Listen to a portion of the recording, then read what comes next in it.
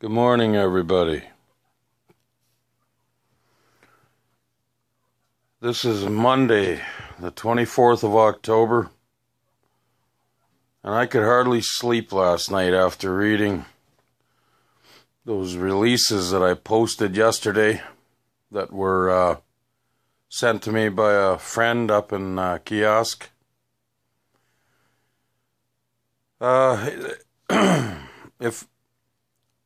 I'm almost at a loss for words because Manitoba Hydro is now spending money on a consultant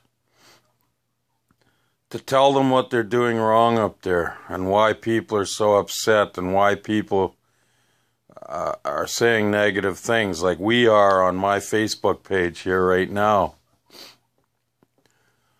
It's absolutely astounding the depths that these crazy bastards will go to. Now, the two people that signed that paper that was hanging on the wall in the Kiosk camp, Dave Bowen and that other arsehole, Barry Nazar, and I call him an arsehole because that is what he is. Those two men were not only aware of what happened to me 1.5 years ago and how I was ran out of that camp illegally. They knew all about it. I have emails proving that I obtained under the Freedom of Information Act. In fact, Nazar was involved in it so deeply that he was involved directly in the plot that Gabrielle Bourget cooked up with a Stephen Cunningham from Hydro and from the HR department of BBE and with the crooked workplace officer Albert James Linfitt. And I have posted those text messages already, and I have them available for anybody that would really like to see them again. But they're all involved in this. They all knew about it. And they all did it to me. And now they're posting shit on the walls of the halls up there, saying that they want to get to the bottom of why people are saying such bad things. Well, I'll tell you what the problem is. The problem is that Hydro has arseholes like Bowen and Nazar in charge up there. They know what they're doing. They know what they've done to people. Now they want to spend another mountain of our money to hire a consultant to take information from people, claim that they're going to keep it confidential, and then turn it back to the company too. That's what'll happen. We have no reason to believe otherwise. If Hydro was serious, and I mean really serious, about getting to the bottom of all the troubles up there, why in the name of fuck would they do this to me, what they've been doing, and to Don, and to other friends of mine? Why would they do that if they really give a shit about the problems up there? Think about that, people. All they're doing here is hiring an outside consultant now to say that they're doing something and, oh yeah, we really care and we're going to fix this and we're going to fix that. Bullshit. If they were going to fix things, they would have done it already, and they sure as hell would have reached out to me, at least, instead of obfuscating every attempt I make at getting Freedom of Information Act requests done. The first one I got took the bastards 4 months. And then half of it was redacted and half of it wasn't there. They just gave me little bits and pieces. They gave me some good ones, but they sure as fuck didn't give me all of it. And I know that. There is no doubt.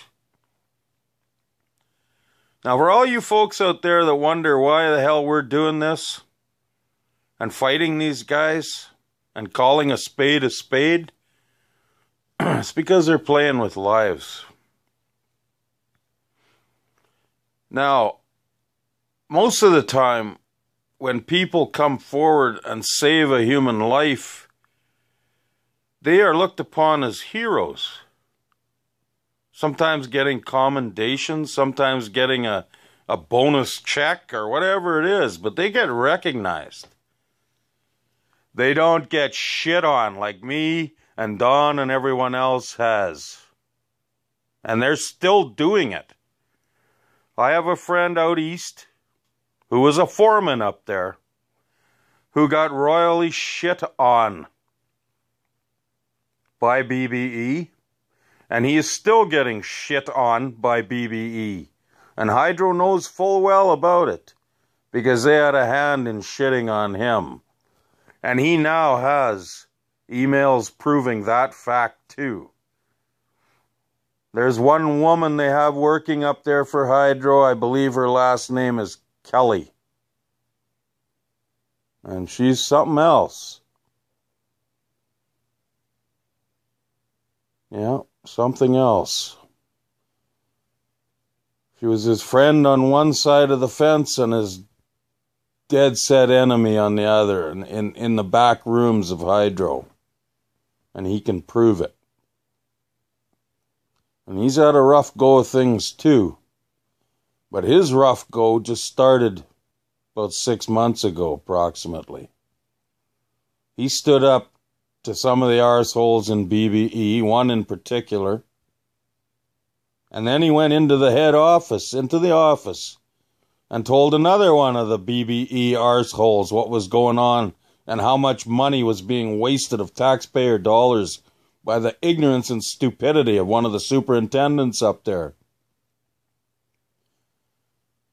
And this guy assured him that he would look into it and he would do this and he would do that and thank you, thank you, thank you. And this man went home on turnaround and got called by the very same prick of a superintendent and told while he was at home on his holiday break from that place that his services were no longer needed. Now that's what they do to people up there that try and save lives.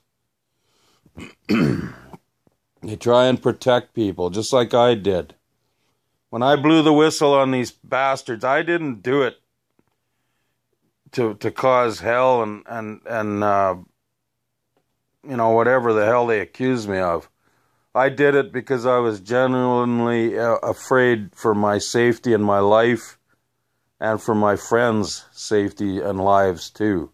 Because you have to keep in mind, I'm a licensed Manitoba blaster, and I know what the fuck I'm talking about when it comes to explosives. I've worked with them all my life. And I and him and my friend Don knew beyond a shadow of doubt that what they do up there endangers our lives. And they're still doing some of it. Not sure exactly to what extent, because most people are scared shitless to tell us what's going on up there. But I know goddamn well that until they root out all the pricks that were up there when I was there, it's still going to go on. It's what they do. Now, if Hydro really wants to fix the problems up there, they don't need a goddamn consultant. And I'm not cutting the consultant down, or not trying to. She might be a pretty decent person. But she's being paid with our tax dollars, and she's been hired by a company of rattlesnakes, or a corporation of rattlesnakes, I should say, that we have no reason to believe nor trust. Now, on behalf of the Kiosk Victims Association, I'm saying right now that I don't believe in this so-called investigation they're going to do. I don't trust them one damn bit. They've proven their colors. They're still proving it. I'm still being fought by all of them. So I'm going to tell all you folks up there, before you start opening up to this consultant or whoever else up there. Just remember what they did to us and what they're still doing to us. Just remember that. Never forget that. And to the taxpayers of Manitoba and Canada, I'm telling you right now that this smoke and mirrors pony show that Manitoba Hydro is doing is pissing away more of your tax dollars, throwing good money after bad. What needs to be done is, number one, firings. And they need to start with guys like Barry Nazar and Dave Bowen, who are now starting this smoke and mirrors show. Number two, criminal charges. Yes, criminal charges. Not just a slap on the wrist and oh, geez, Dave and Barry, you did wrong. We're going to dock you a week's pay. No. No. Handcuffs. Fucking handcuffs. That's what's needed up there. And Hydro knows it. They need it in their head office in Winnipeg, too. There's at least 3 in there that need to be fired. One of them, his name is Jason Peterson. The other one's name is Scott Powell. And the third one is Scott Powell's new friend, Bruce Owen, who used to be a so-called reporter at the Winnipeg Free Press, who we were telling everything to in June of 2015. In September, Bruce Owen sent me an email and said that he was no longer working at the Free Press. I asked him where he was going to pop up next, and I'm still waiting for that response.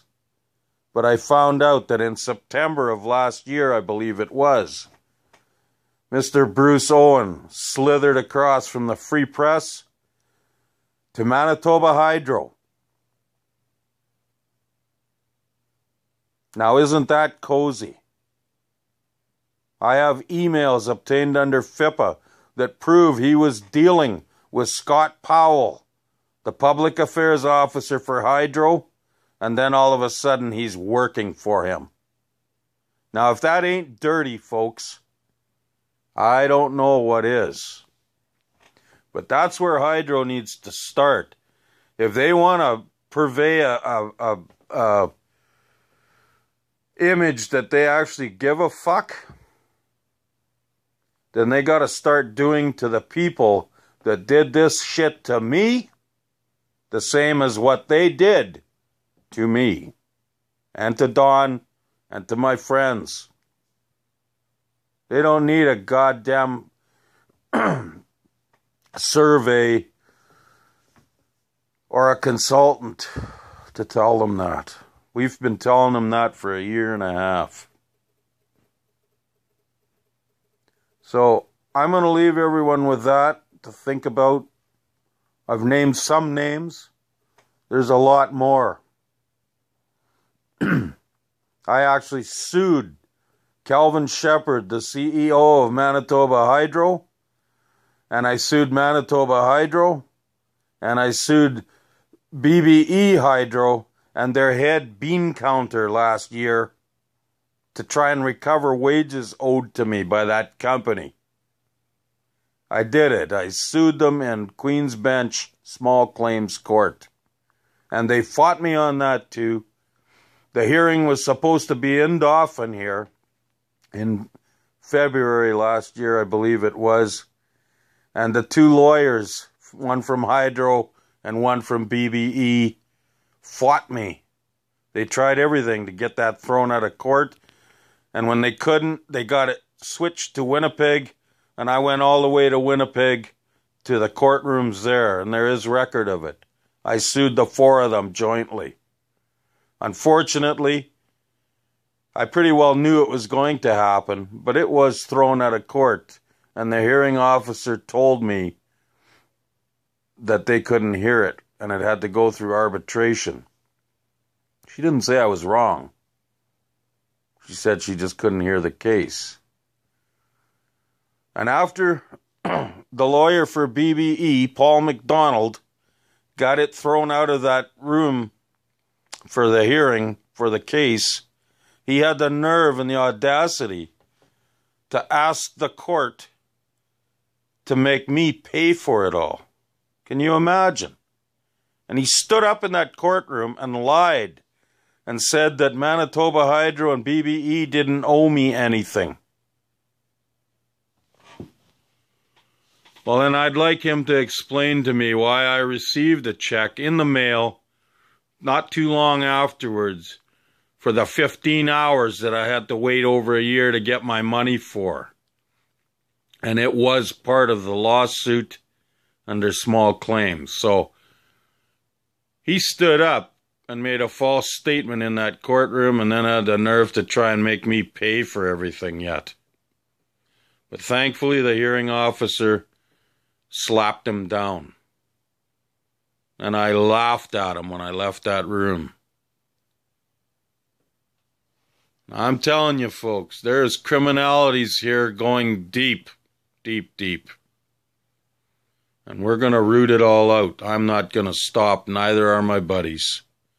So all you folks at Kiosk, you stand strong. And don't fall for their bullshit. Don't. Don't.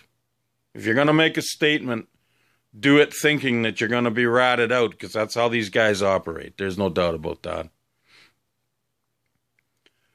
Now, this video went a little longer than I was planning to, but I had some things to say, and I wanted to say them slowly so everybody could grasp what I'm saying. But the fight will continue. Rest assured of that. Thank you for your time. And thank you for your support. We're going to get through this. Miigwech.